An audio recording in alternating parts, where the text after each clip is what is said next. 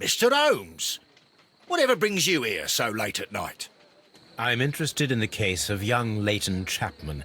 He was arrested earlier this evening and accused of a double murder. I beg your pardon? That case is quite clear to the police. Or are there any new facts that we don't know about? Who knows, Inspector? Look, you are free to investigate, of course, Mr. Holmes. Chapman was arrested with a revolver in his possession, which you can find in the evidence room. The suspect himself is in custody. Did you find anything else on his person? A few personal belongings. Nothing particular, Mr. Holmes. Thank you, Lestrade. Mr. Holmes, what is the trouble with that lad? Isn't he guilty of murder?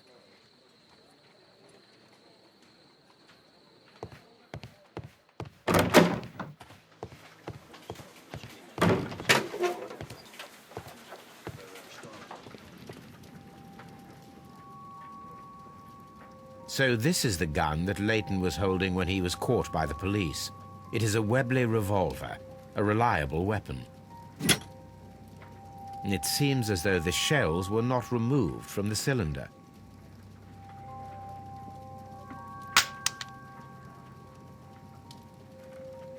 Two out of the 6 shells have been fired. There were 2 shots. A cheap watch. Bought with his own money, no doubt. These cigarettes are filled with cheap tobacco. Nothing interesting.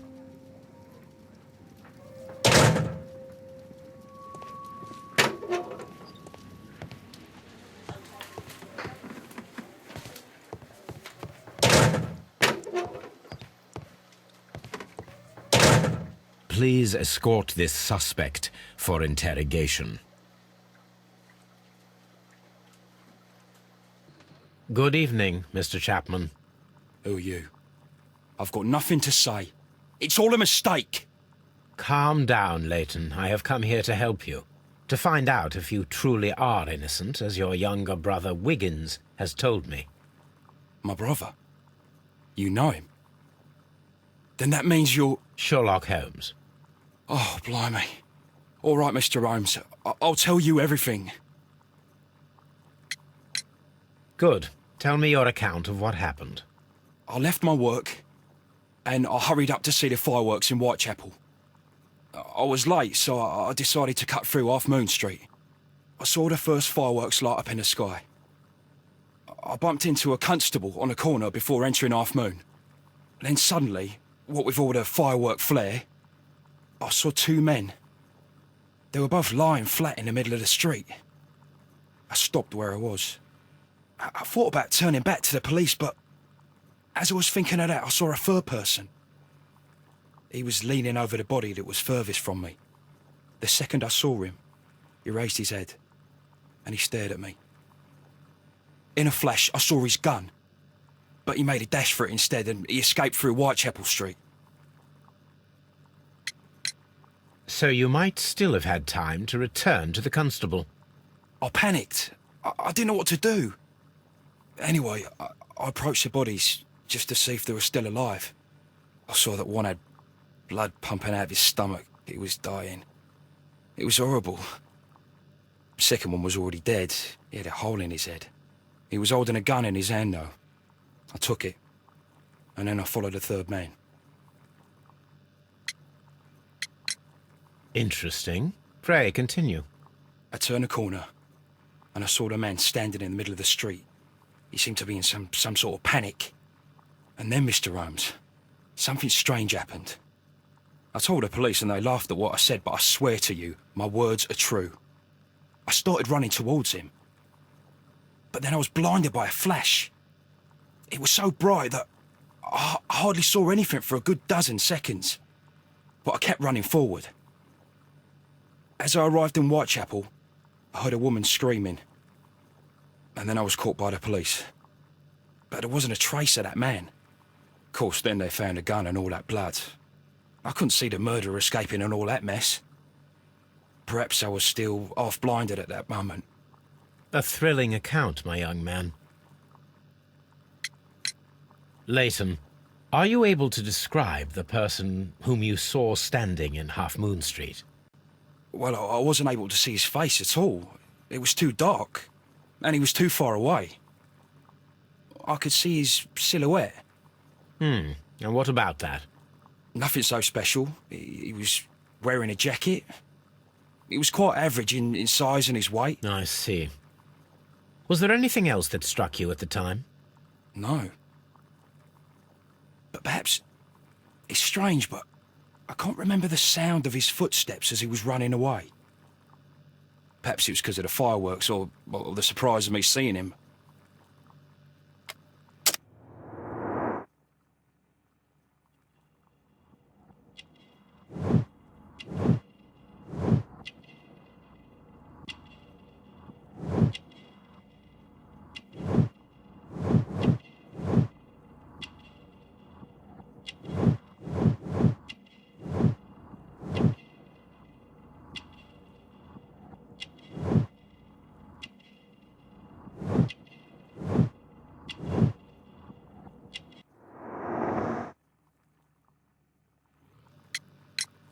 Leighton, I confess I am puzzled. Why should a young lad like you take a gun from the hands of a dead man and set off in pursuit of a probable killer? I know. I keep wondering that, but at the time it was like a reflex.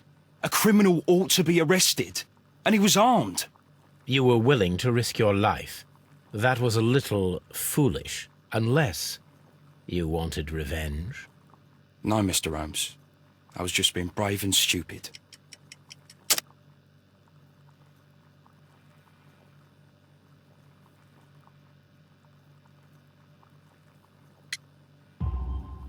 I'm sure that you were, but I believe that you may have recognized one of the victims, Brian Vercotti. You knew that gentleman well, did you not? However could you know that? You have a typical tattoo of the Westgate Brotherhood upon your hand. I observed exactly the same mark upon Mr. Vercotti. You came to know him from your sharing a past prison sentence. Am I correct, Mr. Chapman? Oh, God. You're right, Mr. Holmes. Would you tell me a little about Brian Vercotti? We were convicted for a robbery. Once in prison, both of us joined one of these fraternities. During that year, we tried to help each other out, you know? You were quite young then, I believe. Yes, Mr. Holmes, we were. We'd only stolen a pound of meat. After we were released and when I saw what my little brother had become, I decided to work towards living an honest life. And Vercotti? He had a hard time. His sister had died in a Whitechapel dispensary while he was in prison. He had no family anymore. Our paths split. He fell back into crime. So you lost him? Yes. And for around 2 years, I heard no news of him at all. We shall see you soon, young man. Tell old Wiggins that I'll be fine.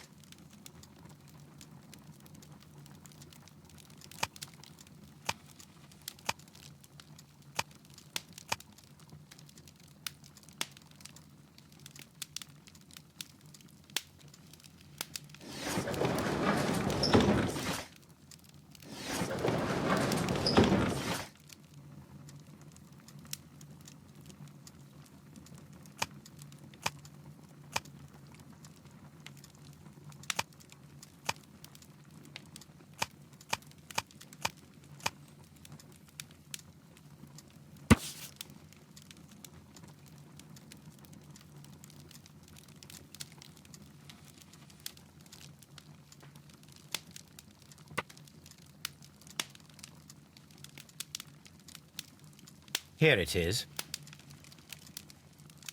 I need to continue my research in my archives.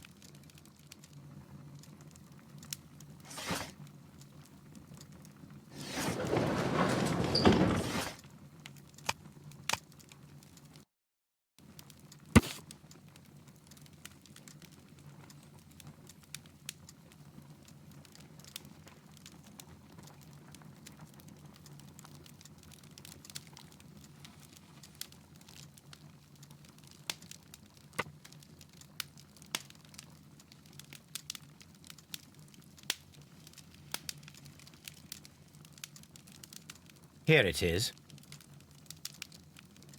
One of the victims, Kenneth Butler, was involved in the story of the stolen Hellenistic treasures. A visit to his pawn shop should tell me more.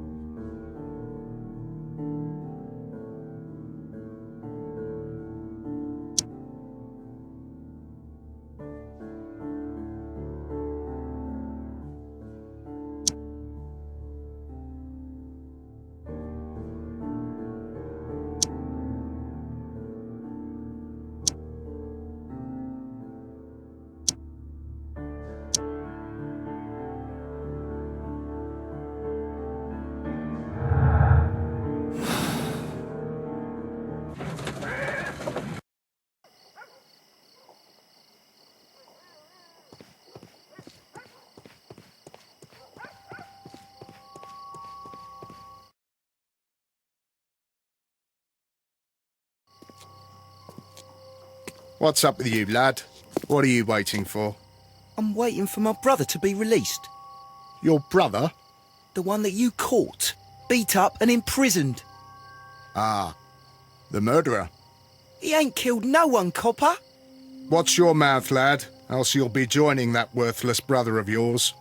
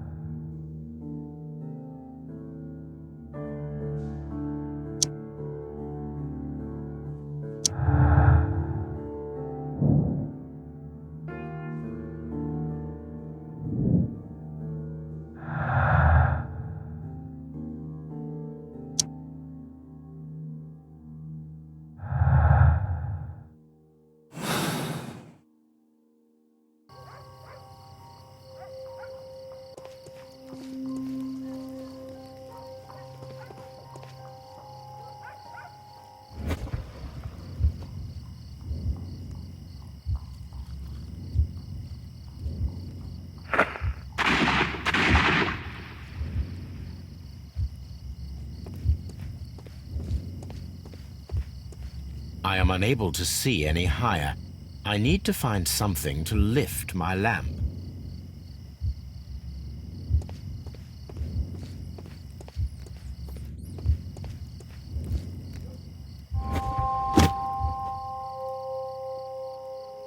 This should be useful.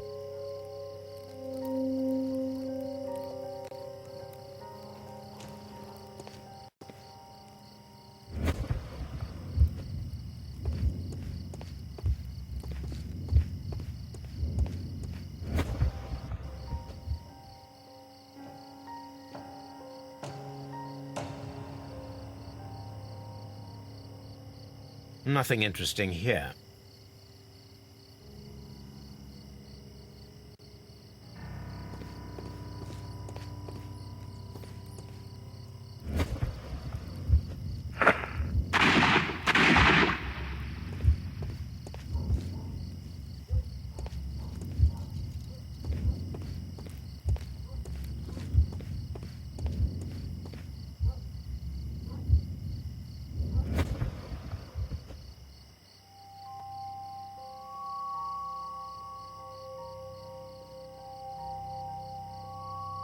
This is most definitely a bullet hole. The brick cracks are fresh. Watson, there was a third shot fired in this street.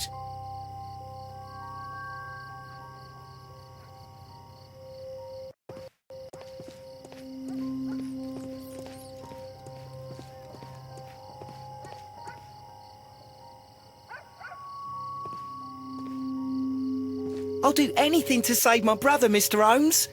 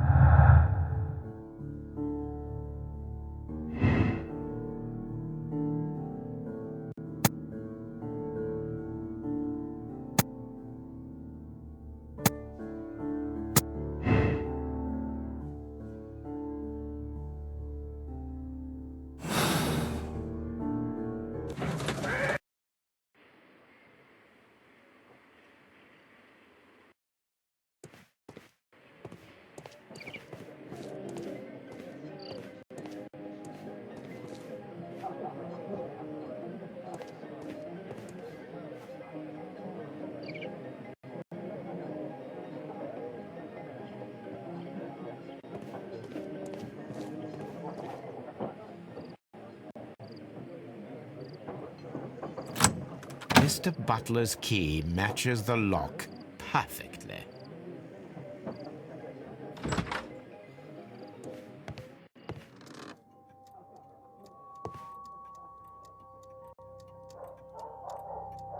Crampons and a sharp ice axe would only be brought here by a mountaineer.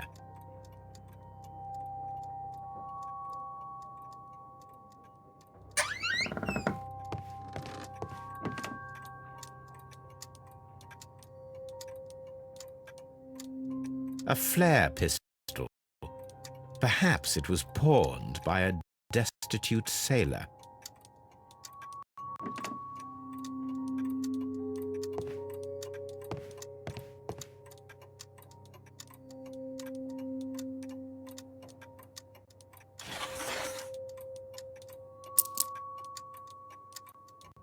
The ram's heads. This necklace belongs to the 5 Rams of Mittelin collection. Interesting. That means that Kenneth Butler owned a part of this collection all this time, 10 years after the theft.